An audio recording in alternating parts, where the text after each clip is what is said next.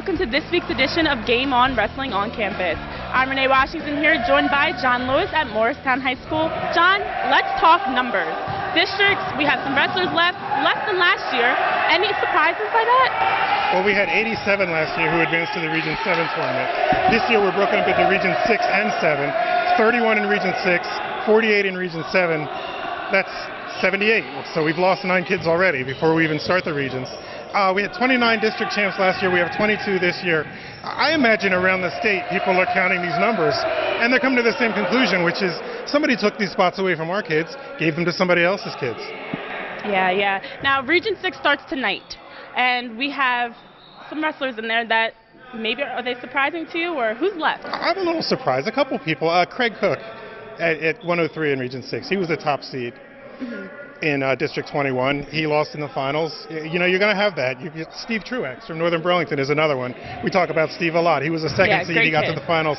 Apparently it was a great match, but he'll be there tonight. In Region 7, Ryan Teague from Cinnaminson, one of my favorite kids, just a really good kid.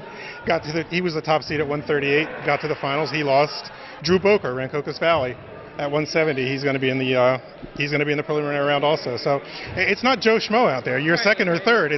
You're still a good wrestler, and you're going to get one more chance to go out there and prove it, get into the winner's bracket. All right, now last week you had some complaints about the District 3 format. Oh, I still have complaints. All right, so you're still upset about that. Well, my big complaint was the rivalry matches that didn't get to take place. I mean, putting Cinnaminson and Delran in separate regions, who benefits from that? And everyone wants to see that. And talking about Delran, I mean, okay, I remember the old days.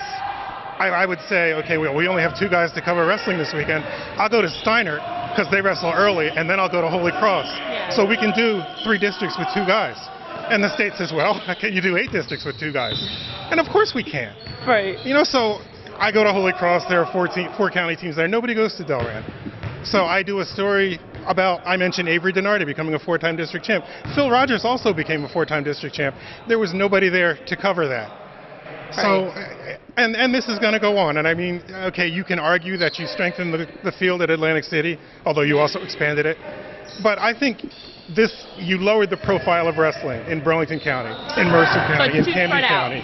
It is. It's too spread out. Yeah, that is really tough. If you want to see some good matches and they're all over the place, how are you going to keep up with all of them? Well, you want to see some good matches, but also you want to see kids that you're familiar with. Yeah. You want to see the kids that you know wrestling in these good matches. And you know, like I said, that they took the spots from our kids, they gave them to other kids, and I was thinking about this on Friday.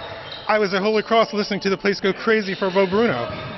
And then he gets in the consolation final, and he loses to a kid from where? Jackson? Why is Jackson here?